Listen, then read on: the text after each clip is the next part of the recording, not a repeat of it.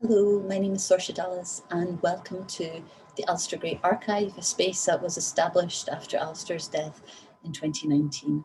As many of you are aware, this year marks the 40th anniversary of Alasdair's seminal novel Lanark, and in order to celebrate, on the 25th of February we're going to be marking the publishing date by calling it Grey Day, so using that day to really share and celebrate Alasdair, not only focusing on Lanark, but also on his wider work and practice.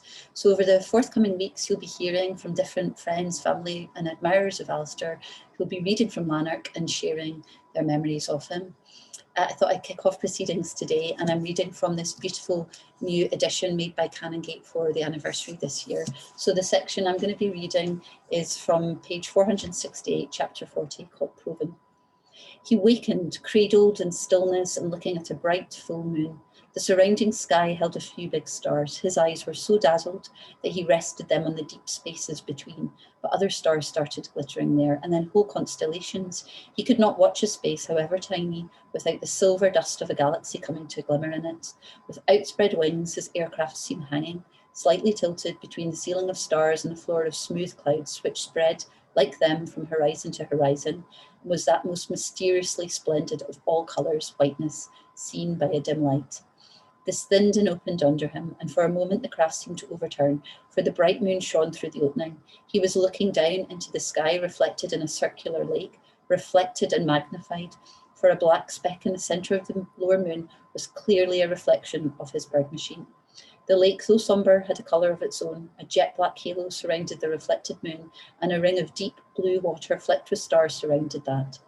To left and right was a beach of pure sand, as pearly pale as the clouds.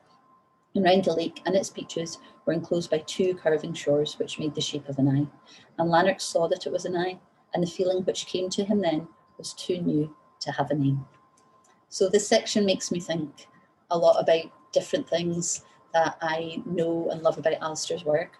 The first thing it makes me think of is reflections, and how that is something that he's used a lot within his visual and literary practice, probably none more so than in Lanark, where you see particularly Alasdair reflected in the autobiographical sections.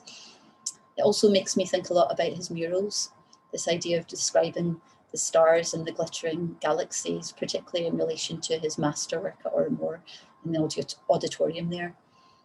And it also makes me think about conversations that I've had with Alasdair over the years, in particular talking about the importance of books on him as a child, growing up in his bedroom in Ridgeway and poring over copies of the Harmsworth Encyclopedia and The Miracle of Life, and imagining these fantastical perspectives, how he could maybe imagine looking at the earth from a star, a distant star, always really stayed with me. So I really hope you enjoyed that reading, and please check in again. I'll be posting these clips every day.